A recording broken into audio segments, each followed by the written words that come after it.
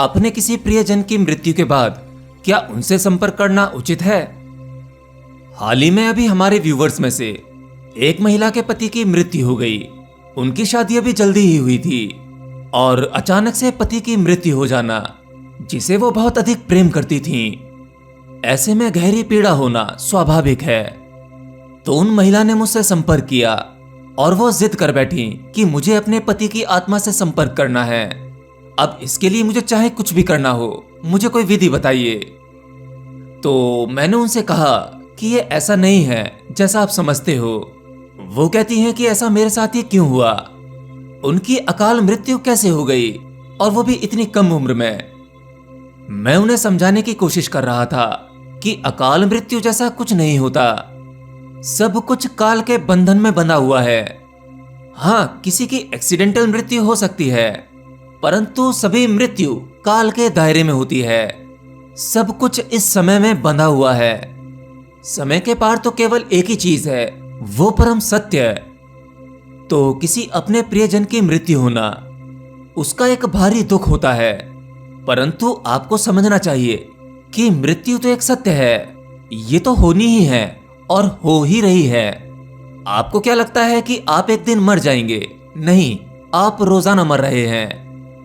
आपको इस जीवन में जितना समय मिला है, जितनी भी आपकी समय सीमा है, वो समय सीमा रोजाना चूकती जा रही है। आपके जीवन का मौजूदा समय, उसमें से डेली एक एक दिन कम हो रहा है। तो मृत्यु एक साथ नहीं घटती, मृत्यु तो जन्म के साथ ही शुरू हो गई थी। बस मृत्यु का रिजल्ट एक साथ मिलता है। अगर कोई व्यक्ति अपने प्रियजन की मृत्यु के बाद उससे संपर्क साधने की कोशिश करता है, तो वह अपने जीवन के लिए कुछ नई मुसीबतें पैदा कर लेगा, क्योंकि जो शरीर छोड़ा गया है वह किसी कारण से छोड़ा गया है। उस शरीर की समय सीमा, उसकी अवधि समाप्त हो चुकी थी। जब कोई शरीर रहने लायक नहीं रहता, तब उसे वह शरीर छोड़ना ही पड़ता है। आप किसी के शरीर को पसंद करते हैं या किसी से प्रेम करते हैं, तो उसकी वजह है आपकी भावनाएं। जब आप किसी से भावनात्मक रूप से जुड़ जाते हैं, तभी वो व्यक्ति आपको पसंद आने लगता है। अब उसके रहने से और जाने से आपको फर्क पड़ता है। जब आप उसके नजदीक होते हैं तो भावनात्मक रूप से खुश होते हैं, और जब आपको लगता है कि वह आपसे दूर जा रहा है, तब आपको तकलीफ होती है। लेकिन क्या आपने सोचा कि जब तक आप उसे जानते नहीं थे, आपने कभी उसे देखा ही नहीं था, वह आपके लिए अनजान था, अननोन था, तब आपको कोई फर्क नहीं पड़ता था कि वह क्या कर रहा है, अभी कहाँ है, उसके जीवन में कोई तकलीफ है या नहीं है, वह खुश है या नहीं है। हो सकता है आपने उसे भीड़ में कई बार देखा भी हो, परंतु आपको अनजान लोगों से कोई फर्क नहीं पड़ता।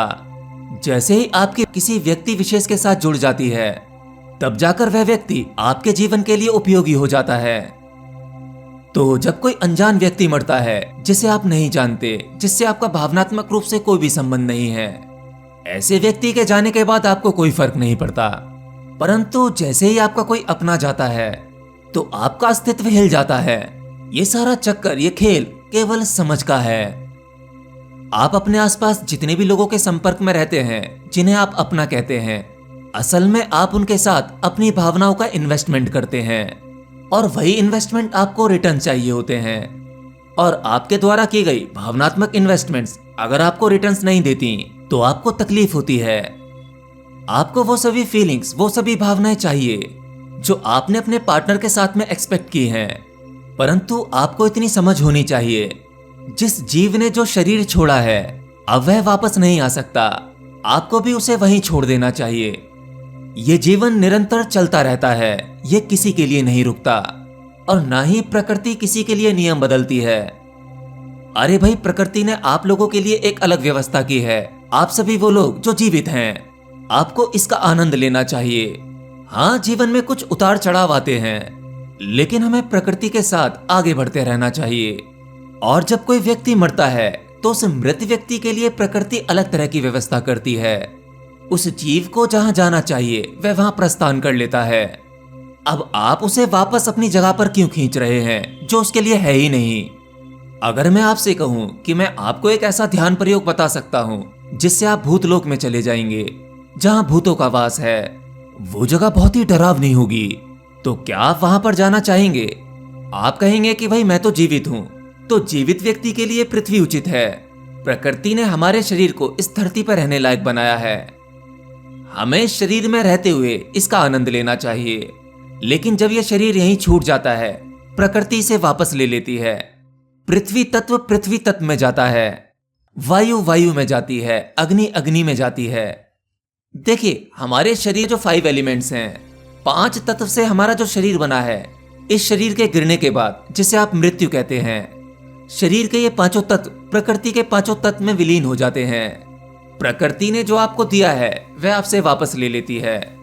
लेकिन जो नष्ट होने जैसा नहीं है, जो नष्ट नहीं होता, वह आगे की ओर गति कर लेता है।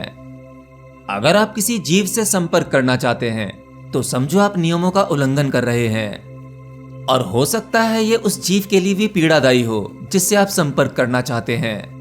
शरीर से जो जीव निकलता है उसे अपनी यात्रा आगे की ओर करनी चाहिए। हालांकि हमारे आसपास ऐसे बहुत से जीव हैं जो आपसे संपर्क कर सकते हैं, और ऐसी बहुत सी तांत्रिक क्रियाएं हैं जिससे आप आसानी से उनके साथ संपर्क बना सकते हैं। लेकिन इस प्रकार की तांत्रिक क्रियाएं आपके लिए उचित नहीं है। इससे आपके जीवन में नई मुसीबतें आ सकती हैं। तो इस सिस्टम को प्राकृतिक रूप से चलने दो, और आपको यह समझ लेना चाहिए कि आप जिसे प्रेम करते हैं वह प्रेम ऊपर ऊपर का प्रेम है। यानी आपने एक आकृति से प्रेम किया था, एक शरीर से, और उस आकृति शरीर से प्रेम करने का जो आधार था वह उस व्यक्ति और आपके बीच की भावनाएं थीं।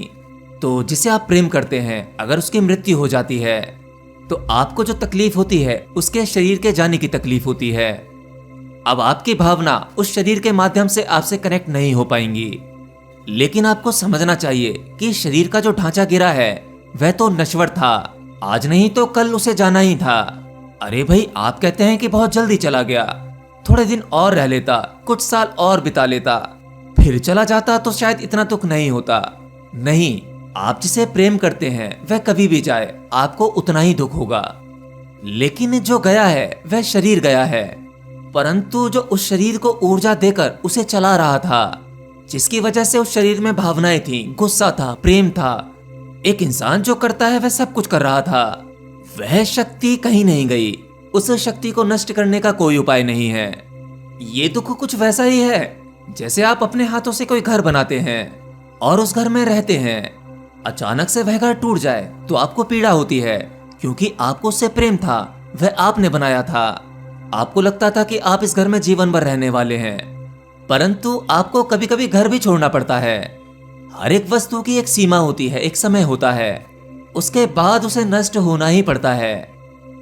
परंतु एक ऐसी चीज है जो कभी नष्ट नहीं होती, जिसे आत्मा कहते हैं। और मैं आप लोगों को आध्यात्म का मार्ग इसीलिए बताता हूँ ताकि आपको इतनी समझ आ सके कि आप इस जन्म और मृत्यु की पीड़ा से बाहर आ सकें। हाँ, याद रखना, जितनी पीड़ा मृत्यु के समय होती है उतनी ही पीड़ा एक शिशु को जन्म के समय होती है। जिस मृत्यु के लिए आप दुखी हो रहे हैं वहां मृत्यु जैसा कुछ नहीं हुआ। एक भौतिक तल पर देखा जाए तो कह सकते हैं कि शरीर गिर गया है।